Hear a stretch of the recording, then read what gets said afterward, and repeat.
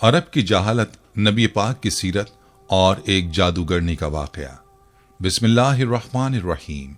السلام علیکم رحمۃ اللہ وبرکاتہ۔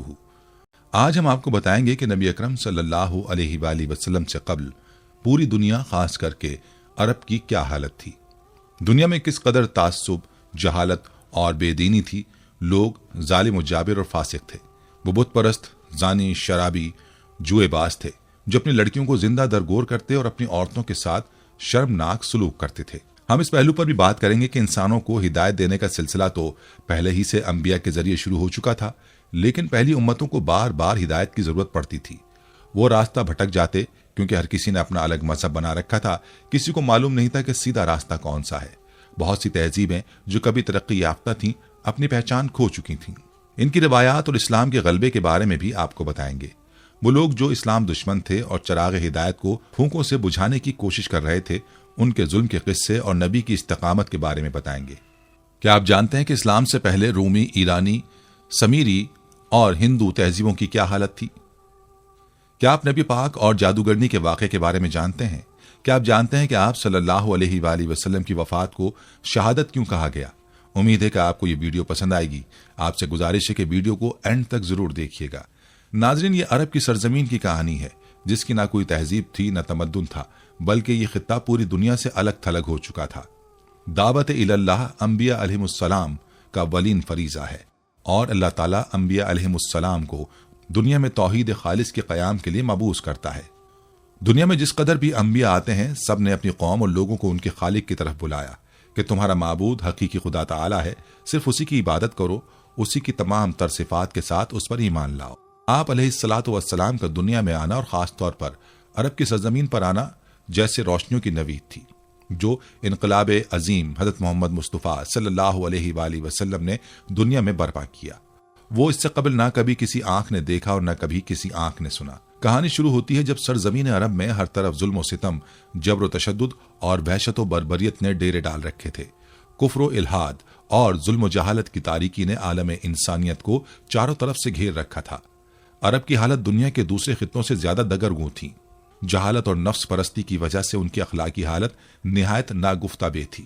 شراب نوشی، عورتوں کا عریاں رقص، لڑکیوں کو زندہ دفن کر دینا، لاتعداد بیویاں رکھنا اور والد کے مرنے کے بعد دیگر چیزوں کے ساتھ ساتھ اپنی ماؤں کو بھی آپس میں بانٹ لینا اور بیویاں بنا کر رکھنا یا فروخت کر دینا عام تھا۔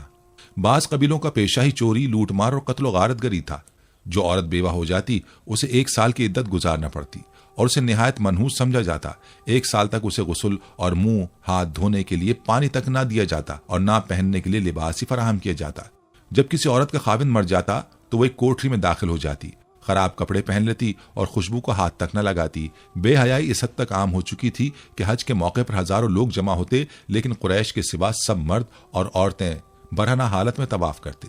حشرات الارض یعنی چھپکلی، بچھو، چھچندر، چوہے اور سانپ تک کھا جاتے۔ یتیموں کا مال کھانا اور غریبوں کو ستانا عام تھا۔ معاشی زندگی میں سود کا نظام رائج تھا۔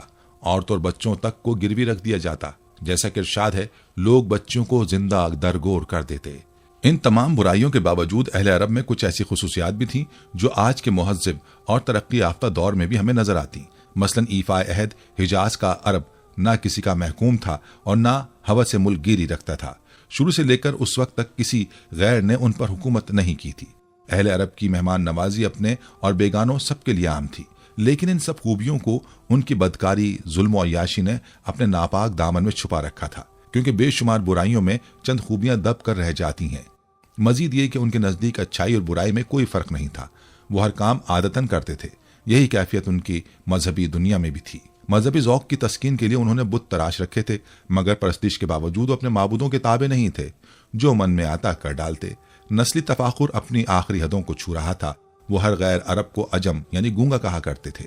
الغرض اس وقت پورا عرب ظلم و جہالت اور اندھیر نگری کا نقشہ پیش کر رہا تھا۔ جس وقت اسلام دنیا میں آیا، مشرق و مغرب دونوں جہانوں پر جہالت کی تاریکی چھائی ہوئی تھی۔ آج ان ممالک میں بسنے والی قومیں اپنے اپنے ثقافتی ماضی کی عظمت کے بارے میں جو کچھ بھی کہیں، لیکن واقعہ یہ ہے کہ ظہور اسلام سے بہت پہلے ان اقوام کی علمی اور ثقافتی سرگرمیاں ختم ہو چکی تھیں اور وہ ضلالت کی زندگی بسر کر رہے تھے۔ انسانیت آمریت اور شہنشاہیت کے ظلم کا شکار تھی۔ شرف انسانی کی ہر قدر پامال ہو چکی تھی۔ جزیرہ نمائے عرب میں ہی نہیں، پوری دنیا ظلم و جبر کا منظر پیش کر رہی تھی۔ انسانی حقوق کا ہر تصور حکمرانوں کی انا کی گرد میں گم ہو چکا تھا۔ قبل از بعثت محمدی صلی اللہ علیہ وآلہ وسلم روم اور ایران اپنے وقت کے عالمی طاقت سپر پاور کی حیثیت رکھتے تھے۔ اس وقت یہ سپر پاورز تہذیب نسل انسانی کے ارتقاء کے بجائے چھوٹے اور کمزور ممالک پر غلامی کی سیاہ رات مسلط کر کے ایک غیر فطری احساس برتری کے لا علاج مرض میں مبتلا تھیں۔ طبقاتی کشمکش تمام تر قباحتوں کے ساتھ ابن آدم کا مقدر بنی ہوئی تھی۔ سماجی برائیوں کا چنگل ذہن انسانی تک محیط ہو چکا تھا۔ تاریخ کا سفر جاری رہا اور سیاسی، سماجی، روحانی اور اقتصادی زنجیروں کی گرفت سے بچنے کی ہر کوشش ناکام ہونے لگی۔ ایرانی اور رومیوں کے حکمران طبقے پرآسائش زندگی گزار رہے تھے۔ حکمرانوں کے گرد خوشامدیوں کا ٹولہ جمع ہو چکا تھا۔ علاوہ ازیں اہل ہنر بھی ان حکمرانوں کی دہلیز پر کھینچے چلے آ رہے تھے۔ یہ اہل کمال بھی اپنا کمال ان حکمرانوں کی پرآسائش زندگیوں کو مزید پرآسائش بنانے کے لیے استعمال کرتے، شاہی خزانے سے انعام پاتے اور حکمران عوام کے خون پسینے کی کمائی سے اپنے عشرت قدے سجاتے۔ عوام کے ساتھ جانوروں سے بھی بدتر سلوک ہوتا۔ حکمران اور محکوم طبقوں کے درمیان نفرت کی ایک وسیع خلیج حائل تھی۔ ظلم کا بازار گرم تھا اور سلطانی جمہور کے کہیں بھی آثار نظر نہ آتے تھے۔ عیسائی دنیا بھی عجیب فکری اور نظری تضاد کا شکار تھی۔ آسمانی ہدایت میں رد و بدل کے بعد اس کی صورتحال بھی بدل چکی تھی۔ 4 صدی عیسوی میں نصرانی حضرت عیسیٰ علیہ السلام کی تعلیمات سے بہت دور ہو چکے تھے۔ یونانی خرافات سے لے کر رومی بت پرستی تک ہر برائی کو عیسائی دنیا نے اپنے گلے سے لگا رکھا تھا۔ عیسائی مذہب چند بے جان عقائد اور بے کیف مراسم تک محدود ہو کر رہ گیا تھا۔ روم کے مشرقی ریاست میں اجتماعی بدنظمی اپنی انتہا کو پہنچ چکی تھی۔ مجبور اور بے بس عوام کے صبر کا پیمانہ لبریز ہو چکا تھا اور بڑے پیمانے پر فساد شروع ہو چکے تھے۔ اخلاق و کردار کی باتیں قصہ پارینہ بن چکی تھیں۔ ہر چیز پر شیطانیت غالب آ چکی تھی۔ غلامی کے ادارے کو عمرا نے اپنی ضرورت بنا لیا تھا۔ رومیوں کے اعلیٰ طبقات نے زمینوں پر قبضہ جما کر غلاموں کی کثیر تعداد کو کھیتی باڑی پر لگا رکھا تھا۔ ان غلاموں کی اولاد بھی خون پسینہ ایک کر کے زمین کا رزق بنتی رہی۔ رومی غلاموں کے ساتھ وحشیانہ سلوک کرتے۔ پہلی صدی عیسوی میں رومیوں کی فتوحات کا سلسلہ ختم ہوا تو غلاموں کی آبادی میں بھی کمی واقع ہونے لگی، جس کے نتیجے میں محنت کش افراد کی نفری بھی کم ہو گئی۔ بہت سے جاگیردار جزوی طور پر اپنی زمینیں مزاروں میں تقسیم کرنے پر مجبور ہو گئے۔ حقیقت یہ ہے کہ رومی معاشرہ وحشت، درندگی اور بربریت کی علامت بن چکا تھا۔ حاکم اور محکوم کے 2 طبقے وجود پہ آ چکے تھے۔ ایک طبقہ عمرا کا تھا جس کا مقصد عوام پر حکومت کرنا تھا، اور دوسرا عوام کا محکوم طبقہ تھا جو نسل در نسل حکمران طبقے کی خدمت بجا لا رہا تھا۔ یورپ میں ابھی تک تہذیب و تمدن اور علم و اخلاق کی صبح نمودار نہیں ہوئی تھی۔ یہ قومیں جہالت و ناخواندگی اور جنگ و جدل میں ڈوبی ہوئی تھیں اور ظلم و جہالت کی تاریکی میں ہاتھ پاؤں مار رہی تھیں، مگر بار بار مصائب و مشکلات میں گھرنے کے باوجود بھی یہ عقل کے ناخن نہیں لے رہی تھیں۔ دوسری طرف یہ قومیں مہذب اور متمدن معاشرے سے بالکل الگ تھلگ گھٹا ٹوپ اندھیروں میں ٹامک ٹوئیاں مار رہی تھیں، اور ترقی یافتہ تمام قومیں ان سے تقریباً ناآشنا تھیں۔ مشرق و مغرب کے ممالک میں جو انقلاب انگیز واقعات سے تغیرات پیش آ رہے تھے، ان سے ان قوموں کا دور کا بھی واسطہ نہیں تھا۔ نہ دینی حوالے سے ان کے پاس کوئی طریق تھا اور نہ سیاسی دنیا میں ان کا کوئی مقام۔ رابرٹ برفالٹ لکھتا ہے، 5ویں صدی سے لے کر 10ویں صدی تک یورپ پر گہری کی تاریکی چھائی ہوئی تھی، اور یہ تاریکی تدریجاً گہری اور بھیانک ہوتی جا رہی تھی۔ اس دور کی وحشت و بربریت زمانے قدیم کی وحشت و بربریت سے کئی درجہ زیادہ بڑھی ہوئی تھی۔ اس تمدن کے نشانات مٹ رہے تھے اور اس پر زوال کی مہر لگ چکی تھی۔ وہ ممالک جہاں یہ تمدن بہار لایا اور گزشتہ زمانے میں اپنی انتہائی ترقی کو پہنچ گیا تھا، جیسے اٹلی، فرانس وغیرہ میں بھی تباہی، طوائف الملوکی اور ویرانی کا دورہ تھا۔ بر اعظم ایشیا، یورپ اور افریقہ میں بسنے والے یہودی دنیا کی دیگر تمام اقوام سے اس لحاظ سے ممتاز تھے کہ ان کے پاس آسمانی دین کا بہت زیادہ علم تھا، لیکن یہ یہودی دیگر وجوہات کی بنا پر مذہب و سیاست اور تہذیب و تمدن میں وہ مقام نہیں رکھتے تھے کہ دوسروں پر زیادہ اثر انداز ہو سکیں۔ دولت کی ہوس، غرور، تکبر، ہوس پرستی، نسبی تکبر اور قومی غرور کی وجہ سے ان کے اندر مخصوص ذہنیت پیدا ہو گئی تھی جو انہیں عوامی سطح پر آنے سے روکتی تھی۔ راہ حق سے لوگوں کو منع کرنا ان کی فطرت ثانیہ تھی۔ قرآن نے ان کی اخلاقی پستی، مسخ شدہ ذہنیت اور اجتماعی فساد کی بڑی احسن انداز میں نقشہ کشی کی ہے۔ یہودی اور عیسائیوں کی باہمی رقابت 6 صدی عیسوی کے آخر میں اپنی آخری حدوں کو چھو رہی تھی۔ ایک دوسرے کو ذلیل و رسوا کرنے، خون بہانے اور مفتوح اقوام کے ساتھ غیر انسانی سلوک روا رکھتے۔ इस सफ़ाकी जबर तशद्दुद और वहशत व बर्बरियत के उस माहौल में जिसका मुजाहरा ये दोनों मज़ाहिब वक्तन फ़वक्तन करते रहते थे, उनसे क्या तवक्को की जा सकती थी कि वो अपने दौरे हुकूमत में इंसानियत के पासबा होंगे और हक़ व इंसाफ और अदल व मसावात की अक़दार की पासदारी करेंगे। नाजरीन, इस्लाम की आमद से कबल दुनिया में बेशुमार तहजीबें उरूज व ज़वाल से दो चार हुईं, लेकिन आज चंद एक के सिवा सब अपना तशख़्ख़ुस खो चुकी हैं। जिनमें से चंद तहजीबों के बारे में आपको बताते हैं। जुनूबी इराक में शुमाल की तरफ से एक नई कौम के लोग आकर आबाद हुए। ये लोग अपने साथ धात के इस्तेमाल की तरक्की याफ्ता सनत और कुम्हार के चाक की ईजाद लेकर आए थे। 3000 कबल बसी से कुछ अरसा कबल जुनूबी इराक पर उस अजनबी कौम का कब्जा हो गया जो एक मुतमद्दिन कौम थी और यूं समीरी तहजीब वजूद में आई। अहले मिस्र भी शानदार तहजीबी रिवायात के हामिल थे। समीरी तहजीब मिस्री तहजीब से कदीम थी। अहले मिस्र एक तरक्की याफ्ता कौम थे। उनका कल्चर समीरी कल्चर से मुख्तलिफ था और इनफरादियत का हामिल था। मिस्री कौम में लिबिया, मगरबी एशिया, सामी, सूडानी और तोबियाई लोग भी शामिल थे और यूं एक मखलूत तहजीब वजूद में आई जो सकाफती एतबार से भी तवाना रिवायात की हामिल थी। हुक्मरान फिरौन कहलाते और मुल्क के स्याह सफेद के मालिक होते। अवाम से बेगार ली जाती और उनके खून का आखिरी खतरा तक निचोड़ दिया जाता। अवाम हुक्मरानों के लिए आलिशान इमारतें तामीर करने और उनकी हवस से मुल्कगीरी के लिए अपनी जान तक कुर्बान करते थे। हित्ती आर्याई नस्ल से ताल्लुक रखने वाले मुख्तलिफ कबाइल को कहते हैं। ये लोग 3000 कबल मसीह के वस्त तक अपने असल वतन बहीरा कैप्सियन में आबाद थे। बावजह ये कबाइल शाम से होते हुए अनातोलिया जा पहुंचे। वहां उन्होंने मकामी लोगों से इब्तिदाई उसूल ज़वाबित सीखे और फिर शाहराह तरक्की पर गामजन होकर 1600 कबल मसीह उन्होंने एशियाई कोचक में एक मुनज़्ज़म और ताकतवर हुकूमत कायम की। हित्ता तहजीब समीरी और मिस्री तहजीब के बाद वजूद में आई, इसलिए इन दो बड़ी तहजीबों से उसने भरपूर इस्तिफादा किया। फ़ौनिकी दरअसल सामियुन नस्ल थे। इनके आबाओ अजदाद 2800 कबल मसीह के करीब खलीज फारस के इलाके में साहिल शाम के इलाके में मुंतकिल हुए। यहाँ उन्होंने शहर आबाद किए जो मुख्तलिफ दस्तकारियों के मराकिज थे। तिजारत इनका वाहिद जरिया मुआश था। यही तिजारत उनकी मुनफरिद तहजीब की बुनियाद बनी। उन्होंने लिसानी एतबार से भी कमाल तरक्की की। उनका कारनामा यह है कि उन्होंने अपनी जबान की तमाम आवाज़ों को 22 हुर्फ तहजी में लिखने का आगाज किया। उनका दूसरा कारनामा यह है कि उन्होंने स्पेन के साहिलों तक रसाई हासिल की और रफ्ता रफ्ता वहां अपनी 9 आबादियां कायम कर लीं।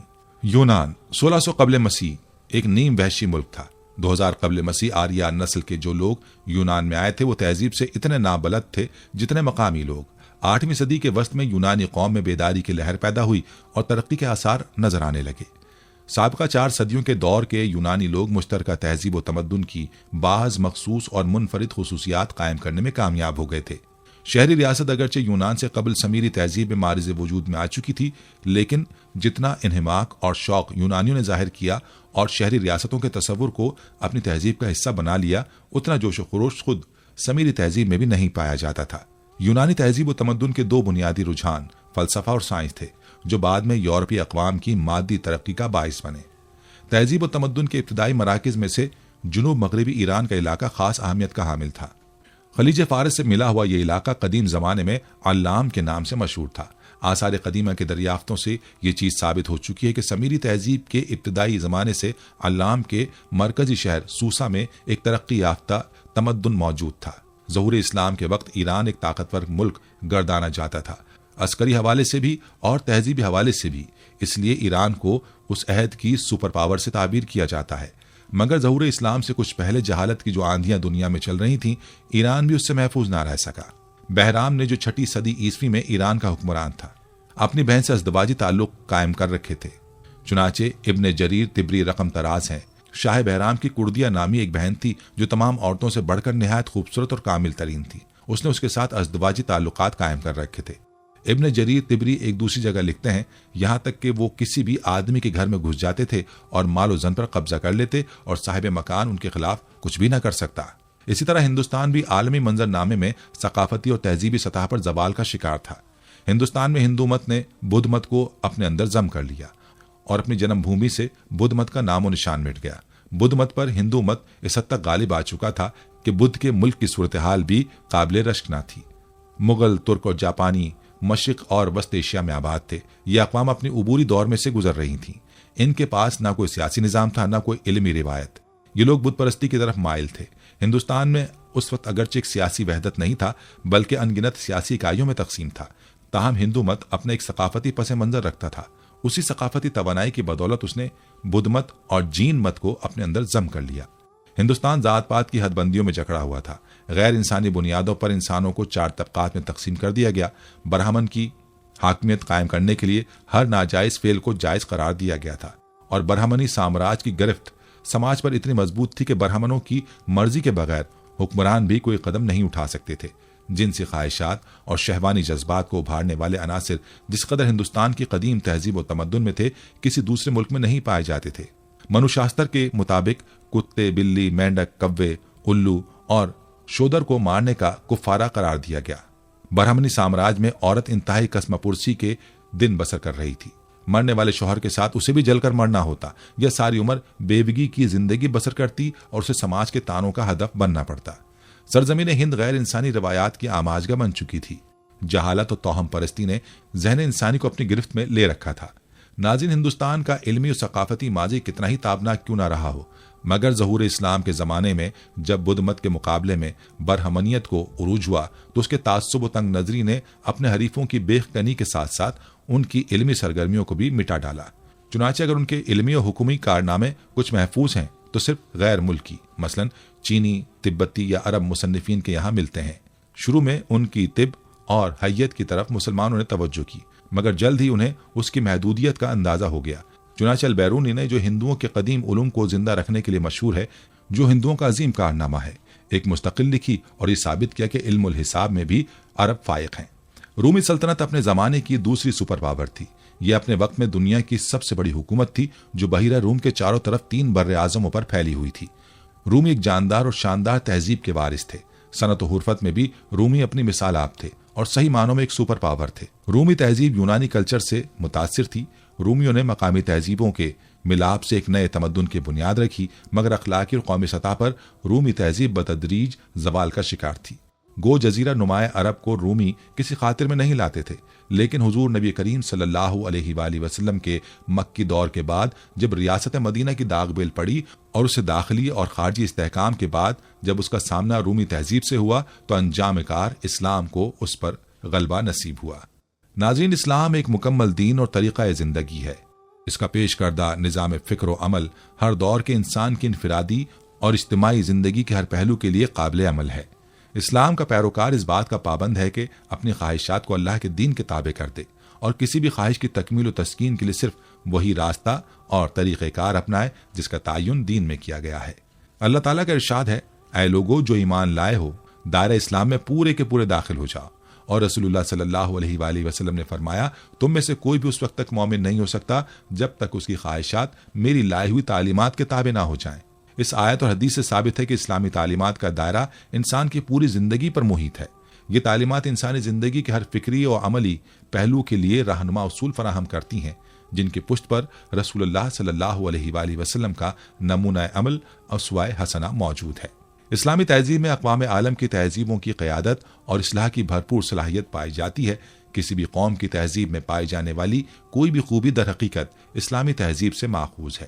ڈاکٹر بی کے نریان لکھتے ہیں، اسلام دنیا میں اس وقت ظہور پذیر ہوا جب قدیم تہذیبیں مثلا بازنطینی، ایرانی اور ہندوستانی تہذیبیں خشک ہو چکی تھیں، اور ہر جگہ لوگ جابر طبقے اور ظالمانہ نظاموں سے نجات کے منتظر تھے، جو کہ قدیم تہذیبوں کی مشترک خصوصی تھی۔ ڈاکٹر آغا افتخار حسن تاریخی جائزہ لیتے ہوئے اسلامی تہذیب کی زرخیزی، انقلاب اور دنیا کی تہذیبوں کی رہنمائی کی خوبیوں پر یوں روشنی ڈالتے ہیں، انسان کی تہذیبی تاریخ میں اسلام کی حیثیت ایک دین فطرت کی ہی نہیں بلکہ ایک عظیم ذہنی اور معاشرتی انقلاب کی بھی ہے۔ اسلام کے ظہور کے وقت دنیا شدید تہذیبی انحطاط سے دوچار تھی۔ آج کا تہذیب یافتہ یورپ قرون وسطی کی تاریکیوں میں ڈوبا ہوا تھا۔ وادی نیل، وادی دجلہ و فرات اور وادی سندھ کی قدیم تہذیبیں عروج پر پہنچ کر زوال کا شکار ہو چکی تھیں۔ یونانی افکار کا یہ سنہری دور بھی ختم ہو چکا تھا۔ اس عرصے میں یورپ میں مملکت روما تہذیب کی ایک نئی نوید لے کر ابھری تھی، لیکن یہ عظیم مملکت یعنی تہذیب بھی زوال پذیر ہو گئی۔ اس طرح مشرق و مغرب میں تہذیب کا ایک خلا پیدا ہو گیا۔ اس خلا کو اسلام نے نہایت کامیابی سے پر کیا۔ چنانچہ عصر حاضر کے ایک مغربی دانشور ایس پی ہنٹنگٹن کا کہنا ہے، یورپی ثقافت نے مغرب کے مخصوص حالات اور مفادات کے تحت 11ویں اور 13ویں عیسوی صدی کے دوران اعلیٰ اسلامی اور بازنطینی تہذیبوں سے قابل لحاظ تناسب میں موضوع عناصر اخذ کرتے ہوئے ترقی کا آغاز کیا۔ یورپ کی جہالت و تہذیب سے ناآشنائی ایک تاریخی ریکارڈ ہے، اور یہ بھی کہ یورپ کی تاریک راہیں اسلامی علم و دانش اور تہذیب و تمدن کے چراغوں سے روشن ہوئی۔ امجد حیات ملک لکھتے ہیں، یورپ کی صدیوں پرانی اخلاقی اور علمی ویرانی کے دور میں اسلام نے ترقی کے ہراول دستے کی قیادت کی۔ عیسائیت نے اپنے آپ کو قیصر روم کے تخت پر تو متمکن کر لیا، لیکن اقوام عالم کی ہدایت اور رہنمائی میں ناکام رہی۔ 4 صدی سے 12ویں صدی عیسوی تک یورپ پر چھائی ہوئی ظلمتوں کے پردے دبیز سے دبیز تر ہوتے چلے گئے۔ کلیسا نے وہ تمام راہیں جن سے علم، انسانیت اور تہذیب کا دور شروع ہو سکے مسدود کر دیں، لیکن پھر بھی وقت کے ساتھ اسلام کے بابرکت اثرات عیسائی دنیا میں پہنچ کر محسوس ہونے لگے۔ احمد عبداللہ زرتشت اور ہندو مت کے پیروکاروں نیز تاتاریوں اور منگولوں پر اسلامی تہذیب کے اثرات بیان کرتے ہوئے لکھتے ہیں، زرتشتوں نے حلقہ اسلام میں اس لیے شمولیت اختیار کی کیونکہ پادری اپنی طاقتور حیثیت سے بلا جواز فائدے اٹھا رہے تھے۔ اس کے نتیجے میں ان کے اقتدار کی تباہی کے ساتھ ابتری پیدا ہوئی۔ ہندو مت نے اسلام کے سائے عاطفت میں آنے کی وجہ ذات پات کے امتیازات تھے، جو معاشرے کے ایک طبقے کے ساتھ انتہائی بے انصافی کے ذمہ دار تھے۔ منگولوں اور تاتاریوں نے اپنے عہد کے مسلمانوں کے ترقی یافتہ تمدن اور تعلیم و سائنسی کارناموں سے متاثر ہو کر اسلام قبول کیا۔ ناظرین، اسلام نے دنیا کو بدلا تو صرف اور صرف سیرت النبی کی وجہ سے ہی ممکن ہوا۔ سیرت کے لغوی معنی خواہ کچھ بھی ہوں، لیکن عام طور پر لوگ اس سے مراد سیرت النبی صلی اللہ علیہ وآلہ وسلم ہی لیتے ہیں۔ حضور رحمت عالم صلی اللہ علیہ وآلہ وسلم کی ولادت باسعادت سے وفات تک کے تمام مراحل حیات، آپ علیہ الصلاۃ والسلام کی ذات و صفات اور تمام وہ چیزیں جن کا آپ علیہ الصلاۃ والسلام کی ذات سے تعلق ہو، سیرت میں شامل ہیں۔ چنانچہ اعلان نبوت سے پہلے اور بعد کے تمام واقعات، کاشانہ نبوت سے غار حرا اور غار ثور تک، حرم کعبہ سے طائف کے بازار تک، مکے کی چراگاہوں سے شام کی تجارت گاہوں تک اور خلوت گاہوں سے غزوات کی زرگام گاہوں تک، آپ صلی اللہ علیہ وآلہ وسلم کی حیات مقدسہ کے ہر لمحے کو سیرت کہتے ہیں۔ آپ صلی اللہ علیہ وآلہ وسلم کی زندگی میں ہر شعبے سے وابستہ افراد کے لیے رہنمائی ہے۔ آپ صلی اللہ علیہ وآلہ وسلم دائی تھے اور مربی بھی، قاضی تھے اور زاہد بھی، سیاستدان تھے اور حکمران بھی، سپاہی تھے اور رہنما بھی، باپ اور شوہر تھے۔ لہٰذا اگر آپ دائی ہیں تو سیرت النبی صلی اللہ علیہ وآلہ وسلم کے مطالعے سے دعوت کے کئی اسلوب ملیں گے۔ معلوم ہوا کہ کلمہ توحید کی سربلندی کی خاطر تکالیف اور آزمائش کے موقع پر ایک دائی کا صحیح کردار کیا ہونا چاہیے۔ اگر آپ خاندان، قبیلے یا فوج کی قیادت کر رہے ہیں یا زمام حکومت سنبھالے ہوئے ہیں تو مطالعہ سیرت سے ایک مضبوط نظام اور مستحکم اسلوب ملے گا۔ رسول اللہ صلی اللہ علیہ وآلہ وسلم نے اپنی عمر کے 15ویں سال ہی امن کے ایک معاہدے میں شرکت کی۔ امیر، غریب، سردار اور غلام کے لیے ایک ہی قانون وضع کیا۔ رفاہی خدمات پیش رہے۔ ایک مکمل معاشی نظام پیش کیا جس کے مطابق تجارت کر کے مسلمانوں نے زمام تجارت، جس پر عرصے سے یہودی قابض تھے، اپنے ہاتھ میں لے لی۔ مختصر یہ کہ رسول صلی اللہ علیہ وآلہ وسلم کی ان کوششوں کے نتیجے میں جزیرۃ العرب، جو کہ گویا ایک میدان جنگ تھا، امن کا گہوارہ بن گیا۔ جہاں بھائی بھائی کا دشمن تھا، وہاں پورا معاشرہ باہم میں شیر و شکر ہو گیا۔ معاشرے میں یہ سب تبدیلیاں کیسے آئیں، یہ جاننے کے لیے بھی مطالعہ سیرت انتہائی ضروری ہے۔ حضور صلی اللہ علیہ وآلہ وسلم کی عمر مبارک کے 20ویں سال ایک واقعہ ہے۔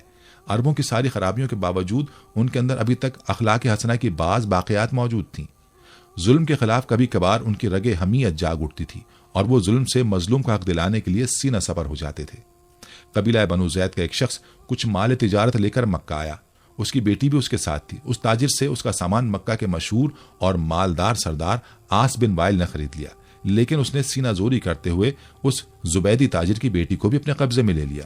وہ اجنبی شخص خانہ کعبہ میں آیا اور خانہ کعبہ کے غلاف پکڑ کر بلند آواز سے روتے پیٹتے ہوئے فریاد کرنے لگا، اے شہر مکہ کے شرفا، تمہارے با اثر آدمی عاص بن وائل نے مجھ سے زبردستی میری بیٹی چھین لی ہے۔ میں مسافر اور مظلوم ہوں، تمہاری خدمت میں درخواست گزار ہوں کہ میری داد رسی کرو اور میری بیٹی مجھے واپس دلاؤ۔ قریش کے کچھ نوجوانوں نے اس مظلوم کی آہو پکار سنی تو اللہ تعالیٰ نے ان کے دلوں میں یہ بات ڈال دی کہ مردانگی کا تقاضا ہے کہ اس مسافر کی داد رسی کی جائے۔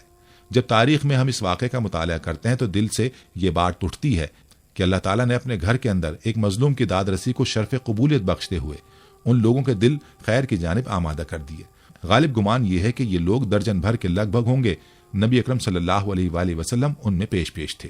یہ سب لوگ اس زبیدی کو اپنے ساتھ لے کر آس بن وائل کے دروازے پر پہنچے۔ اسے باہر بلایا گیا اور سب نے یک زبان کہا کہ اس مظلوم پر تم نے کیوں ظلم ڈھایا؟ اس ظالم نے کہا کہ میں نے کوئی ظلم نہیں کیا، وہ لڑکی کنیز ہے، جب مال کا سودا کیا تھا تو یہ لڑکی بھی میں نے اس شخص سے خرید لی تھی۔ آس بن وائل کا جواب سن کر وفد کے لوگوں نے زبیدی سے وضاحت مانگی تو اس نے کہا، خانہ کعبہ کی عظمت و تقدیس کی قسم، میں نے اپنی لڑکی بیچی نہیں ہے اور نہ ہی وہ کنیز ہے، وہ میری بیٹی ہے، اور اس شخص نے اپنی قوت کے بلبوتے پر زبردستی سے اغوا کر کے اپنے گھر میں ڈال لیا ہے۔ اس پر وقت کے لوگوں نے سختی کے ساتھ آس بن وائل سے بات کی تو اس بدبخت نے اپنے جرم کا اعتراف کر لیا اور زبیدی کی لڑکی اسے واپس دینا پڑی۔ لڑکی واپس کرنے کے وقت بدبخت آس نے ارکان وفد سے کہا کہ میں کل صبح لڑکی واپس کروں گا، ایک رات مجھے اس کے ساتھ گزار لینے دو۔ وفد کے تمام غیرت مند ارکان نے اسے سختی کے ساتھ اس ارادیہ بد پر شرم دلائی اور کہا کہ یہ ہرگز ممکن نہیں۔ چنانچہ اسے اپنے شیطانی ارادے پر عمل کا موقع نہ ملا۔ زبیدی کی بیٹی اسے واپس دلا دی گئی۔ اب اس نے اپنی بیٹی کو ساتھ لیا اور اپنے علاقے کی طرف روانہ ہو گیا۔ ناظرین، اللہ سبحانہ تعالیٰ نے نبی اکرم صلی اللہ علیہ وآلہ وسلم کو 40 سال کی عمر میں نبوت اور رسالت سے سرفراز فرمایا۔ نبوت سے نوازے جانے کے بعد آپ صلی اللہ علیہ وآلہ وسلم 13 سال تک مکہ مکرمہ میں رہے۔ یہ زمانہ آپ صلی اللہ علیہ وآلہ وسلم کی مکی زندگی کہلاتا ہے۔ آپ صلی اللہ علیہ وآلہ وسلم نے مکی زندگی میں 3 سال تک خفیہ طور پر اپنے قریبی لوگوں کے سامنے اسلام پیش کیا۔ پھر آپ صلی اللہ علیہ وآلہ وسلم نے 10 سال تک کھلم کھلا اشاعت اسلام کا کام کیا۔ اس کے بعد آپ یثرب ہجرت کر گئے۔ اشاعت اسلام کی وجہ سے کفار مکہ آپ صلی اللہ علیہ وآلہ وسلم کے جانی دشمن ہو گئے۔ جب تک نبی کریم صلی اللہ علیہ وآلہ وسلم نے اپنی نبوت اور رسالت کا اعلان نہیں کیا تھا، اس وقت آپ صلی اللہ علیہ وآلہ وسلم مکہ میں ایک عقل مند، دانشور، امین و صادق اور اچھے انسانوں میں جانے جاتے تھے۔ جب آپ صلی اللہ علیہ وآلہ وسلم نے اپنی نبوت کا اعلان کیا تو لوگوں نے آپ کو جادوگر اور کاہن اور ساحر جیسے معیوب لقب سے مشہور کرنے کی کوشش کی تاکہ لوگ آپ علیہ الصلوۃ والسلام کے قریب نہ آئیں اور آپ صلی اللہ علیہ وآلہ وسلم کی باتیں نہ سنیں۔ طارق بن عبداللہ المحاربی رضی اللہ عنہ فرماتے ہیں، میں نے اللہ کے رسول صلی اللہ علیہ وآلہ وسلم کو بازار ذی المجاز میں دیکھا جبکہ میں خرید و فروخت میں مشغول تھا۔ آپ صلی اللہ علیہ وآلہ وسلم سرخ جبہ زیب تن کیے ہوئے تھے اور بلند آواز سے یہ فرماتے جاتے تھے، اے لوگو، لا الہ الا اللہ کہو، فلاح پاؤ گے۔ ایک شخص آپ کے پیچھے پیچھے پتھر مارتا جاتا جس سے آپ کی پنڈلی اور ایڑی خون آلود ہو گئے۔ وہ شخص ساتھ ساتھ یہ بھی کہتا جاتا، اے لوگوں، اس کی بات نہ سننا، یہ جھوٹا ہے۔ مہار بھی فرماتے ہیں کہ میں نے پوچھا کہ یہ شخص آپ صلی اللہ علیہ وآلہ وسلم کون ہے؟ لوگوں نے جواب دیا، یہ لڑکا بنی عبد المطلب سے ہے۔ پھر میں نے پوچھا وہ شخص کون ہے جو اس کا پیچھا کر رہا تھا اور پتھر مار رہا تھا؟ لوگوں نے جواب دیا، یہ آپ کا چچا عبد العزا یعنی ابو لہب ہے۔ بازار ذی المجاز میں آپ صلی اللہ علیہ وآلہ وسلم پر ابو جہل کا مٹی پھینکنا۔ بنو مالک بن کنانہ کے ایک شیخ کہتے ہیں کہ میں نے اللہ کے رسول کو بازار ذی المجاز میں دیکھا کہ یہ فرماتے تھے، اے لوگو، لا الہ الا اللہ کہو، فلاح پاؤ گے۔ راوی فرماتے ہیں کہ ابو جہل آپ پر مٹی پھینکتا تھا اور یہ کہتا تھا، اے لوگو، خیال رکھنا یہ شخص تم کو تمہارے دین کے حوالے سے دھوکہ نہ دے دے، کیونکہ اس کا ارادہ ہے کہ تم لات و عزا کو چھوڑ دو۔ جب رسول صلی اللہ علیہ وآلہ وسلم اس کی طرف ذرہ برابر بھی التفات نہیں فرماتے، جبکہ رسول صلی اللہ علیہ وآلہ وسلم اس کی طرف ذرہ برابر بھی التفات نہیں فرماتے تھے۔ ایک دفعہ نبی کریم صلی اللہ علیہ وآلہ وسلم کعبہ شریف کے پاس نماز ادا کر رہے تھے۔ ابو جہل اور اس کے ساتھی وہاں بیٹھے تھے۔ ان میں سے بعض نے بعض سے کہا کہ تم میں سے کون ہے جو فلاں قبیلے کی اونٹنی کی اجڑی لائے اور جب محمد سجدے میں جائیں تو وہ اسے اس کی پشت پر رکھ دے۔ عقبہ بن ابی معیط جو نہایت بدبخت، شقی القلب اور ملعون تھا، وہاں سے اٹھا اور اوجڑی لے کر آیا۔ پھر آپ صلی اللہ علیہ وآلہ وسلم کے سجدے کا انتظار کرنے لگے۔ جب آپ صلی اللہ علیہ وآلہ وسلم سجدے کے لیے اپنے چہرے مبارک کو زمین بوس کیا تو اس نالائق نے اس اوجڑی کو آپ علیہ الصلوۃ والسلام کی پیٹھ پر کاندھوں کے درمیان رکھ دیا۔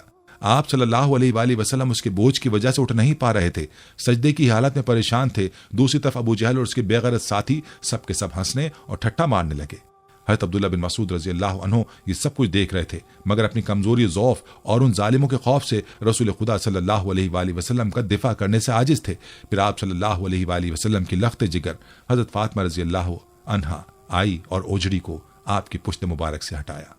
ناظرین، ایک یہودی جس کا نام لبید بن عاصم تھا، اس نے حضور اقدس صلی اللہ علیہ وآلہ وسلم پر جادو کر دیا تھا۔ بعض روایات میں آتا ہے کہ لبید بن عاصم یہودی جس نے نبی کریم سرور دو عالم صلی اللہ علیہ وآلہ وسلم پر جادو کیا تھا، اس نے اپنی لڑکیوں کو جادو سکھایا تھا اور ان لڑکیوں نے تانت کے دھاگے کو لے کر اس میں گرہیں باندھی تھی اور اس تانت کے دھاگے کو کنگھے کے اندر لگا دیا گیا تھا۔ اس جادو کی وجہ سے نبی کریم صلی اللہ علیہ وآلہ وسلم کی طبیعت کچھ ناساز ہو گئی، اور ناساز اس طرح ہوئی کہ بعض اوقات وحی کے علاوہ دیگر امور میں آپ علیہ الصلوۃ والسلام ایک کام کر لیتے مگر خیال ہوتا تھا کہ نہیں کیا۔ اس طرح کی کیفیت اور اس کی وجہ سے ایک طرح کا انقباض کی کیفیت طاری تھی۔ آپ کو یہ تکالیف کئی دن تک جاری رہیں۔ ایک دن آپ نے عائشہ صدیقہ رضی اللہ عنہما سے فرمایا کہ مجھے جو تکلیف چل رہی ہے اس کے بارے میں اللہ تبارک و تعالیٰ نے مجھے خواب میں اس کا اصل سبب بتا دیا ہے۔ میں نے خواب دیکھا کہ 2 فرشتے آئے اور میرے پاس آ کر بیٹھ گئے اور انہوں نے آپس میں گفتگو کرنا شروع کی، اور ان صاحب کو کیا ہوا ہے، ان کو کیا تکلیف ہے؟ دوسرے فرشتے نے جواب دیا، ان پر کسی نے جادو کر دیا ہے۔ پہلے فرشتے نے پوچھا کہ کس نے جادو کیا ہے؟ دوسرے نے جواب دیا، لبید بن عاصم کے نام سے ایک یہودی ہے، اس نے جادو کیا ہے۔ پھر پہلے نے سوال کیا کس چیز میں جادو کیا ہے اور کہاں کیا ہے؟ دوسرے فرشتے نے جواب دیا کہ کنگھی کے ذریعے جادو کیا ہے، اور کنگھی کے اندر جو بال آ جاتے ہیں کنگھا کرتے وقت ان بالوں کو بھی استعمال کیا ہے۔ جواب دیا کہ کنواں ہے بدر زروان کے نام سے، وہاں اس نے جادو کے کلمات پڑھ کر وہاں دفن کیے ہیں۔ یہ ساری تفصیل نبی کریم صلی اللہ علیہ وآلہ وسلم کو ان فرشتوں کے ذریعے بتا دی گئی۔ حضرت عائشہ رضی اللہ عنہما سے آپ صلی اللہ علیہ وآلہ وسلم نے فرمایا کہ اللہ تعالیٰ نے میری اس تکلیف کے بارے میں مجھے ساری تفصیل اس طرح بتا دی ہے۔ چنانچہ نبی کریم صلی اللہ علیہ وآلہ وسلم خود اس کنویں کے پاس تشریف لے گئے، اور وہاں جا کر آپ نے دیکھا کہ اس کا پانی بالکل پیلا پڑا ہوا تھا۔ وہاں سے ایک کنگھا بھی برآمد ہوا، کنگھے کے اندر جو بال تھے وہ بھی برآمد ہوئے۔ مدینہ منورہ میں ایک یہودی عورت رہتی تھی، اس کا نام لبیت الحمرا تھا۔ اس کا نام لبیت الحمرا تھا۔ وہ ایک بہت ہی خبیث اور بدذات عورت تھی۔ وہ حضور صلی اللہ علیہ وآلہ وسلم سے بہت زیادہ جلتی تھی۔ وہ چاہتی تھی کہ حضور علیہ الصلوۃ والسلام مر جائیں۔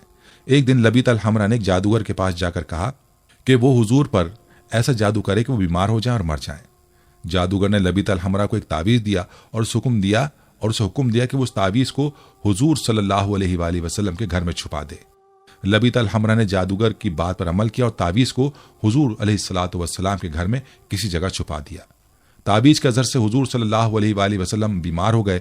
آپ کو بخار اور سر درد ہونے لگا، آپ کو نیند بھی نہیں آ رہی تھی، آپ کی طبیعت بہت خراب تھی۔ حضور علیہ الصلوۃ والسلام کے صحابہ اس بات سے بہت پریشان تھے۔ انہوں نے حضور صلی اللہ علیہ وآلہ وسلم کی صحت کے لیے دعائیں کی، لیکن حضور کی طبیعت بہتر نہیں ہو رہی تھی۔ ایک دن حضور صلی اللہ علیہ وآلہ وسلم کے صحابی حضرت زید بن حارثہ رضی اللہ عنہ کو ایک خواب آیا۔ خواب میں اللہ تعالیٰ نے انہیں بتایا کہ حضور صلی اللہ علیہ وآلہ وسلم پر جادو کیا گیا ہے۔ حضرت زید بن حارثہ رضی اللہ عنہ نے حضور کو خواب کے بارے میں بتا دیا۔ حضور علیہ الصلوۃ والسلام نے حضرت زید بن حارثہ رضی اللہ عنہ کو حکم دیا کہ وہ تعویذ تلاش کریں۔ حضرت زید بن حارثہ نے حضور علیہ الصلوۃ والسلام کے گھر کو تلاش کیا اور آخرکار انہوں نے تعویذ کو ایک کنویں میں پایا۔ حضرت زید بن حارثہ رضی اللہ عنہ نے تعویذ کو حضور صلی اللہ علیہ وسلم کے سامنے لائے اور حضور صلی اللہ علیہ وسلم نے تعویذ کو پھاڑ کر پھینک دیا۔ تعویذ کو پھینکنے کے بعد حضور علیہ الصلوۃ والسلام کی صحت بہتر ہو گئی، آپ کو بخار اور سر درد ختم ہو گیا، آپ کو نیند بھی آنے لگی۔ جادوگرنی کو معلوم ہوا کہ حضور کی صحت ٹھیک ہو گئی ہے۔ آپ نے حضور علیہ الصلوۃ والسلام سے معافی مانگی اور حضور صلی اللہ علیہ وآلہ وسلم نے اسے معاف کر پایا، اور حضور علیہ الصلوۃ والسلام نے اسے معاف کر دیا، لیکن اسے سخت سزا دی گئی۔ اسے مدینہ منورہ سے نکال دیا اور اسے یہودیوں کے علاقے میں بھیج دیا۔ فتح خیبر کے بعد رسول اللہ صلی اللہ علیہ وآلہ وسلم کچھ دنوں تک زرعی زمینوں اور باغوں کے انتظامات اور غنائم کی تقسیم کے کاموں میں مصروف رہے۔ ظاہر ان کاموں کے لیے قیام وحی ضروری تھا۔ اسی دوران ایک عورت نے جس کا نام زینب بنت الحارث تھا، جو سلام بن مشکم کی بیوی تھی، رسول اللہ صلی اللہ علیہ وآلہ وسلم کو زہر دے کر نعوذ باللہ ہلاک کرنے کی سازش کی۔ اس نے پروگرام بنایا کہ رسول اللہ صلی اللہ علیہ وآلہ وسلم کو بکری کا بھنا ہوا گوشت پیش کیا جائے اور اس میں زہر ملا دیا جائے۔ پہلے اس نے صحابہ سے معلوم کیا کہ آپ صلی اللہ علیہ وآلہ وسلم کو بکری کا کون سا حصہ مرغوب ہے۔ لوگوں نے بتایا کہ آپ بکری کی ران شوق سے نوش فرماتے ہیں۔ اس منحوس عورت نے بکری ذبح کی اور اس کا گوشت زہر آلود کر دیا، خاص طور پر بکری کی ران پر زیادہ زہر لگا دیا۔ آپ علیہ الصلوۃ والسلام کے خیمے میں لے کر آئی۔ آپ مغرب کی نماز ادا کر کے خیمے میں تشریف لائے۔ دیکھا تو ایک عورت خیمے کے باہر آپ کا انتظار کر رہی تھی۔ آپ نے اس سے آنے کا سبب پوچھا۔ عورت نے کہا کہ اے ابو القاسم، میں آپ کے لیے بکری کا بھنا ہوا گوشت ہدیے کے طور پر لائی ہوں۔ اسے معلوم تھا کہ آپ ہدیہ قبول فرما لیتے ہیں، صدقہ قبول نہیں فرماتے۔ آپ نے صحابہ سے فرمایا اس سے کھانا لے لو۔ اس کے بعد آپ صلی اللہ علیہ وآلہ وسلم نے صحابہ سے اس وقت جو وہاں موجود تھے کھانے کے لیے فرمایا۔ آپ نے بکری کا بازو لیا اور اسے منہ میں رکھ لیا۔ حضرت بشر بن برہ بن معور نے بھی گوشت کا ایک ٹکڑا منہ میں رکھ لیا۔ ابھی حضور صلی اللہ علیہ وآلہ وسلم نے بازو منہ سے لگایا ہی تھا کہ اس نے خبر دی کہ مجھے زہر آلود کیا گیا ہے۔ رسول اللہ صلی اللہ علیہ وآلہ وسلم نے فوراً تھوک دیا، اگرچہ اس کا تھوڑا بہت اثر زبان پر رہ گیا۔ दूसरी तरफ हज़रत बशरा बिन बर्रा आपके अदब और लिहाज के सबब खाना ना थूक पाए, हालांकि आपने फरमाया था कि कोई शख्स खाना ना खाए, उसमें जहर मिला हुआ है। ज़ैनब बिनत अल हारिस को तलब किया गया। आप सल्लल्लाहु अलैहि वसल्लम ने उसे दरियाफ्त फरमाया कि इस खाने में तूने जहर मिला दिया है। उसने अर्ज किया, जी मैंने मिलाया था। आप सल्लल्लाहु अलैहि वसल्लम को कैसे पता चला? फरमाया, मुझे उस हड्डी ने बतला दिया था कि मैं जहर आलूद हूँ। आप सल्लल्लाहु अलैहि वसल्लम ने फरमाया, तूने ऐसा क्यों किया? उसने कहा कि मेरे बाप, चचा और शौहर कत्ल हो गए, मेरी कौम भी तबाह बर्बाद हो गई। मैंने सोचा अगर आप नबी हुए तो ये जहर आप पर असर नहीं करेगा और आप बच जाएंगे, और अगर बादशाह होंगे तो हमें आपसे निजात मिल जाएगी। आपने उसे कुछ नहीं कहा, जाने दिया। साहबा ने भी अर्ज किया कि इसको सजा मिलनी चाहिए, मगर आपने दरगुजर से काम लिया। अंबिया की यही शान होती है, और हमारे हुजूर तो अफ़्व दरगुजर में सबसे बढ़कर थे। जिन साहबा ने गोश्त मुंह में रखकर थूक दिया था, उन पर जहर का असर कम था। आपने उनसे फरमाया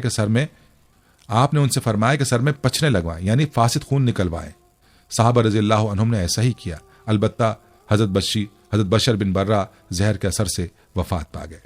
रसूलुल्लाह सल्लल्लाहु अलैहि वसल्लम इस वाक़े के बाद 3 बरस तक हयात रहे, लेकिन उस जहर का असर महसूस फरमाते रहे। यहाँ तक कि मर्ज़ वफ़ात में उसका असर कुछ ज़्यादा ही महसूस फरमाया। एक रोज़ हज़रत आयशा रज़ियल्लाहु अन्हा से फरमाया, ऐ आयशा, मैंने खैबर में जो खाना खा लिया आज तक महसूस कर रहा हूँ। इसीलिए उलमा फरमाते हैं कि हुज़ूर अलैहिस्सलातु वस्सलाम ने शहादत। दोस्तों, आप सल्लल्लाहु अलैहि वसल्लम की सीरत तय्यबा ऐसी थी कि आपने कभी अपनी ज़ात के लिए किसी से बदला नहीं लिया, और ना ही किसी ज़ाती वजह से किसी को सज़ा दी या किसी से अदावत रखी। आपने दुनिया को उसवा हसना का ऐसा नमूना दिया जो क़यामत तक आने वाले लोगों के लिए काबिल अमल मिसाल है। अल्लाह ताला से दुआ है कि मुसलमानों को सीरतुन नबी की पैरवी करने की तौफीक अता फरमाए। आमीन सुम्मा आमीन। नाज़रीन, ये थी हमारी आज की वीडियो। उम्मीद है कि आपको हमारी आज की ये वीडियो पसंद आई होगी। अगर वीडियो पसंद आई है तो इसे लाइक करें और अपने प्यारों और दोस्तों के साथ भी ज़रूर शेयर करें। कमेंट्स में आप हमें बताएं कि आप और किन मौज़ूआत पर वीडियो देखना चाहते हैं। इसके साथ साथ आप कमेंट्स में हमसे सवालात भी पूछ सकते हैं, लेकिन ये सब करने से पहले हमारे चैनल को सब्सक्राइब कर लें और बेल के बटन को भी प्रेस कर लें, ताकि हमारी आने वाली मजीद मालूमाती वीडियोज़ का नोटिफिकेशन आपको बर वक्त मिल सके और आप इल्म के इस खजाने से मुस्तफ़ीद हो सकें। अब मुलाकात होगी आने वाली वीडियो में। तब तक के लिए खुदा आपका हामी और नासिर हो। फ़ी अमानिल्लाह।